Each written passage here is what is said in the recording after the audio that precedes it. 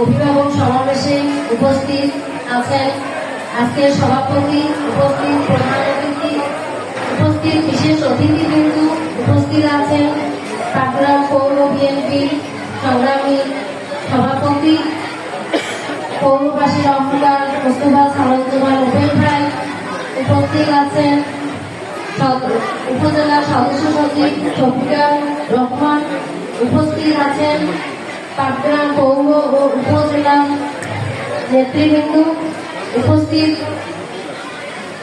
অধ্যাপক, উপস্থিত অভিভাবক মন্ডলী এবং অত্র বিদ্যালয়ের প্রান্তীয় ছাত্রছাত্রীরা, সবাইকে আমার শুভেচ্ছা এবং সালাম। আসসালামু আলাইকুম।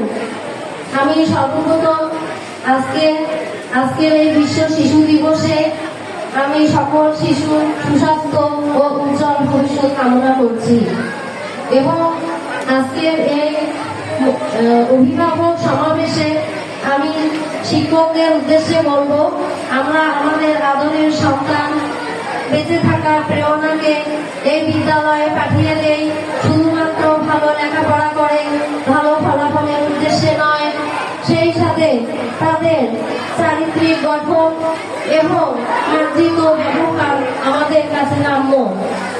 কেননা একজন ছাত্র ভালো ফলাফল করে, একজন ভালো রেজাল্ট করে, তার চাকরি করে, তার ভবিষ্যৎ সে উজ্জ্বল করতে পারে, কিন্তু তাকে দ্বারা সমাজের কোনো উপকার হতে পারে না। তাই আমি বলবো সকল শিক্ষকদের আপনারা সেদিকে নজর রাখবেন এবং এই জন্য আমাদের এই টাঙ্গাইল বিদ্যাপীঠকে সুশৃঙ্খল ভাবে চালানোর জন্য আমাদের একটি শক্তিশালী কমিটি খুবই দরকার। কেননা স্কুলকে চালানোর জন্য এবং লেখাপড়ার মান উন্নয়নের জন্য আমাদের এটি খুবই গুরুত্বপূর্ণ।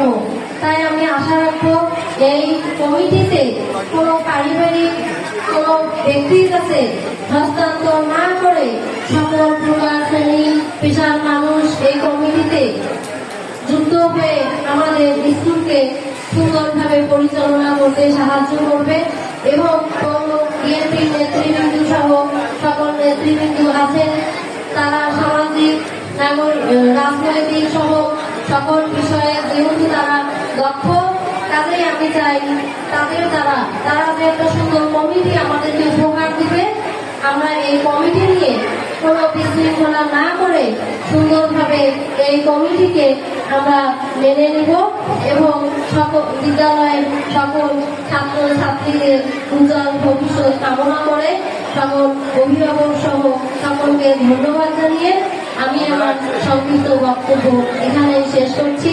সকলকে ধন্যবাদ। এ পর্যায়ে সংক্ষিপ্ত বক্তব্য নিয়ে আসেন অভিভাবিকা রেজিনা রেজা, তাকে মঞ্চে আসার জন্য আহ্বান জানাচ্ছি। রেজিনা রেজা।